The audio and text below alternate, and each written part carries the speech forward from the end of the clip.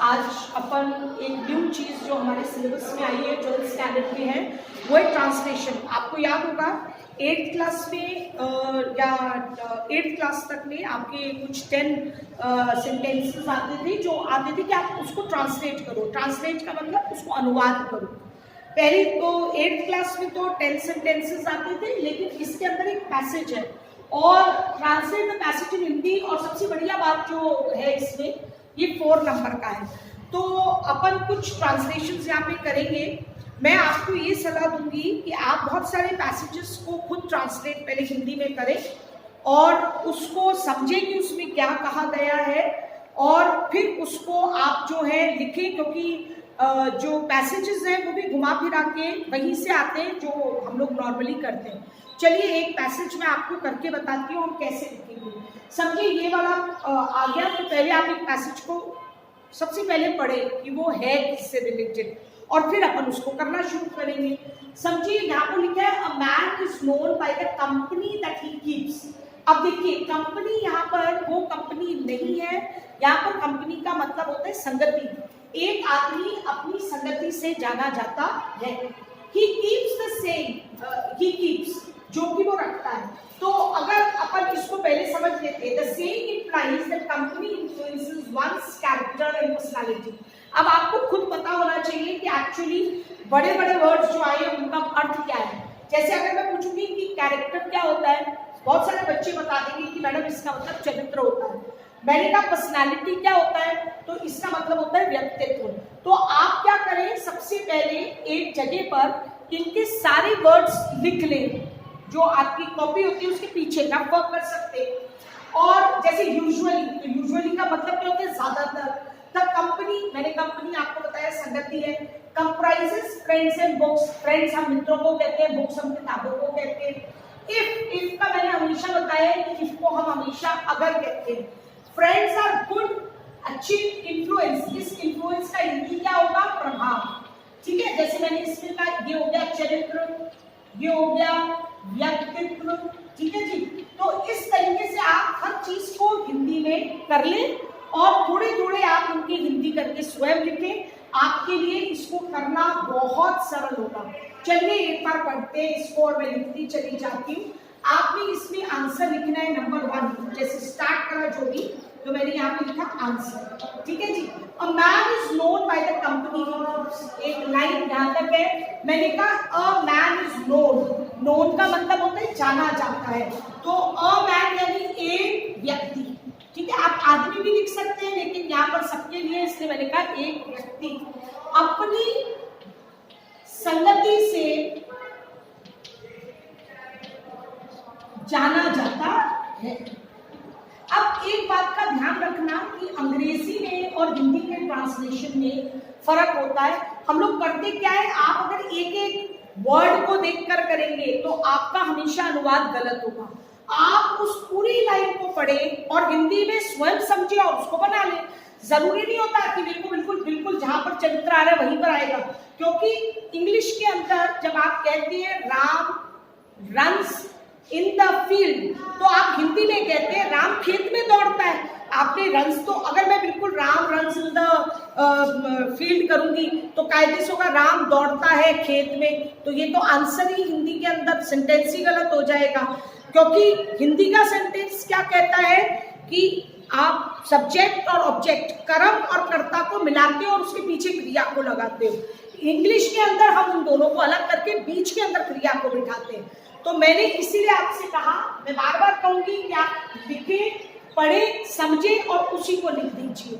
ठीक है, ये मत करिए कि आप वर्ड टू वर्ड उसको ट्रांसलेट करें। अब देखिए, द सेइंग इंप्लाइज, सेइंग का मतलब यहाँ पर होता है कहावत। तो हम कहेंगे कहावत इंप्लाइज किस पर जोर देती है या क्या कहती है। आप जोर देती है, कहती है, कुछ भी करिए। That company influences one's character and personality. हमने कहा इन्फ्लुएंस का मतलब मैंने बोला प्रभाव, कि संगति प्रभाव डालती है आपके चरित्र और आपके व्यक्तित्व पर। तो देखिए अपन क्या कहेंगे, कहावत कहती है कि, आपने कहा कि संगति जो है चरित्र और व्यक्तित्व पर प्रभाव डालती है। ठीक है, अब ये देखिए, आपने पढ़ा और लिखा तो बेहतर हुआ। अगर मैं ये इन्फ्लुएंसेस अगर देखा जाएगा तो इससे पहले है, तो मैंने यहाँ पे प्रभाव तो लिखा ही नहीं, मैंने कहा कि वो चरित्र और व्यक्तित्व पर प्रभाव डालती है। अब देखिए एक एक word, usually this company comprises friends in books. अब देखिए यूजुअली का मतलब क्या होता है, ज्यादातर। ये संगति कंपनी मुझे समझ में आ गया है। कंप्राइजेस का मतलब होता है उसमें क्या चीजें शामिल होती है, दो चीजें, फ्रेंड्स भी और बुक्स भी। क्योंकि कई लोग अच्छी किताबें पढ़ते हैं, कई लोग अच्छे मित्र रखते हैं, तो ये दोनों चीजें हैं। तो मैंने क्या कहा, संगति, सॉरी देखिए, ज्यादातर अपन ने कहा कंपनी, संगति में हम मित्र और हमने कहा किताबों या पुस्तकों, जो भी आपको लिखना हो तो रखते हैं। ठीक है, हम कहते हैं कि हम ज्यादातर संगति में हम मित्र और पुस्तकों को शामिल कर सकते हैं, ये भी लिख सकते थे, में रखते हैं। ये आपके ऊपर है कि आप उसकी हिंदी कैसे करें। If friends are good, influence is good. अब इफ यानी देखो बहुत सरल है, अगर फ्रेंड गुड यानी अच्छे हैं तो उनका प्रभाव भी अच्छा है। तो मैंने क्या लिखा, अगर मित्र अच्छे हैं तो प्रभाव भी अच्छा है। अगर आप चाहते हैं तो आप ये भी लिख सकते थे कि अगर हमारे मित्र या संगति अच्छी होती है तो हमारे ऊपर प्रभाव भी अच्छा पड़ता है, या अच्छी संगति का, अच्छे मित्रों का प्रभाव अच्छा होता है। आप किसी भी तरीके से करें, आप कान को ऐसे पकड़े एक ही चीज है, यानी ये तो आपकी अभिव्यक्ति है कि आप इसको किस तरीके से कर रहे हैं। बस याद इतना रखना चाहिए कि हम उससे अधिक ना लिखें, हमें इसमें हमारे विचार नहीं लिखने, हमें इसे केवल अनुवाद करना है। और अनुवाद में हम किताब की जगह अगर पुस्तक लिखते हैं तो भी कोई फर्क नहीं पड़ता। Same is with books. और अब इसी का सेंटेंस है, यहाँ पे मैंने ग्राम चिन्ह हटा देती हूँ। यही चीज मैंने कहा, यही पुस्तकों पर भी है, पर भी लागू है। यानी कि अगर आप अच्छी किताबें पढ़ेंगे तो वास्तव में आपके ऊपर असर अच्छा होगा, और आप अगर गंदा साहित्य पढ़ते हैं तो आपके व्यक्तित्व और आपका पर्सनैलिटी भी वैसी होगी। अब चलते हैं अपन आगे। Good books help a man to become good, while bad books spoil them. देखिए बहुत सरल है, स्पॉइल का तो मतलब होता है बिगाड़ना। गुड बुक्स, अच्छी किताबें, हेल्प मदद करती है एक आदमी को अच्छा बनने के लिए। वाइल, अब ये वाइल तो मैंने कई दफा आपको बताया, जबकि बुरी किताबें उसको बिगाड़ देती हैं। अब देखिए इसको कैसे लिखा हमने, अच्छी पुस्तकें, मैंने कहा अच्छी पुस्तकें व्यक्ति को अच्छा और बुरी पुस्तकें उसे बिगाड़ देती है।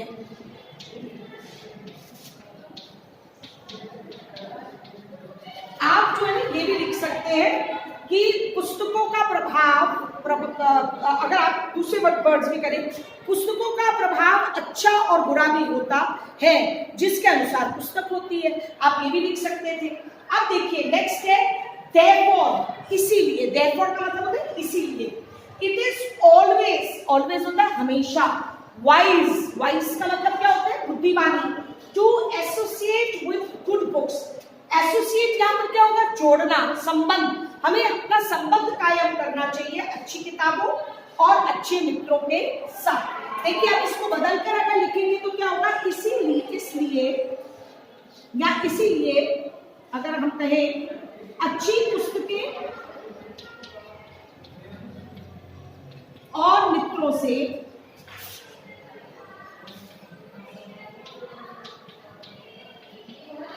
हमें संबंध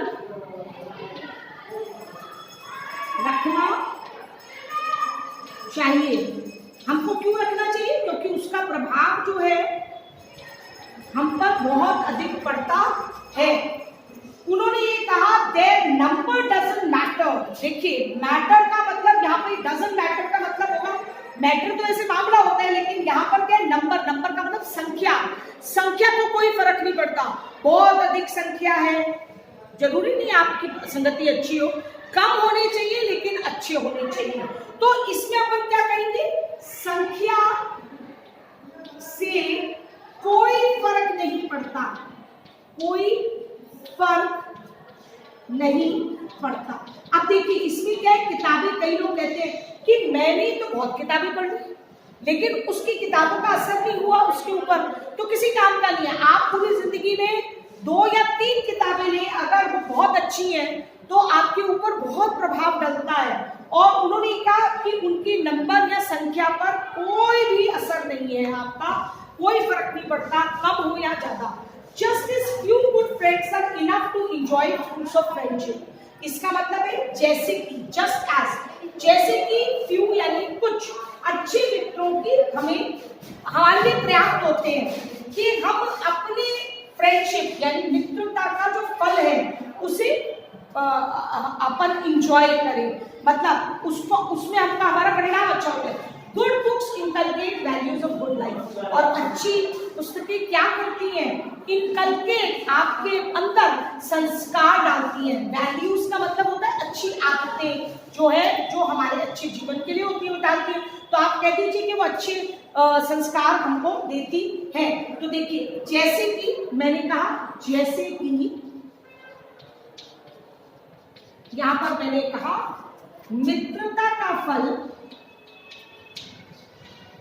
मित्रता के फल के लिए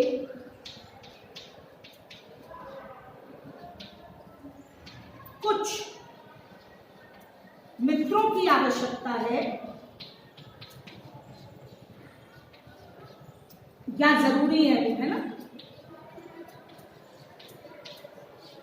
उसी प्रकार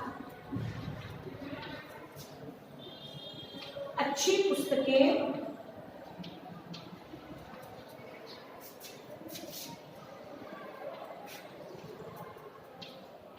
अच्छे संस्कार देती है, जो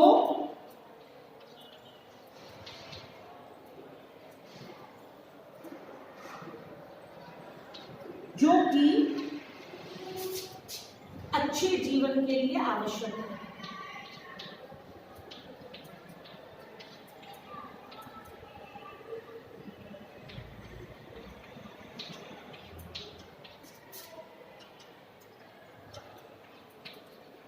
आप ये भी समझ लीजिए कि अगर आप इसको ट्रांसलेट कर रहे हैं और आप उसका निचोड़ भी लिख देते हैं, यानी कि आपको समझ में आ गया और आप उसको अपनी भाषा के अंदर भी अगर अनुवाद करके लिख देते हैं जैसा अपन को समझ में आता है, तो भी आपका ये ट्रांसलेशन के आपको नंबर्स मिलेंगे। लेकिन वही लिखना है जो आपको उन्होंने इधर पैसेज दिया है।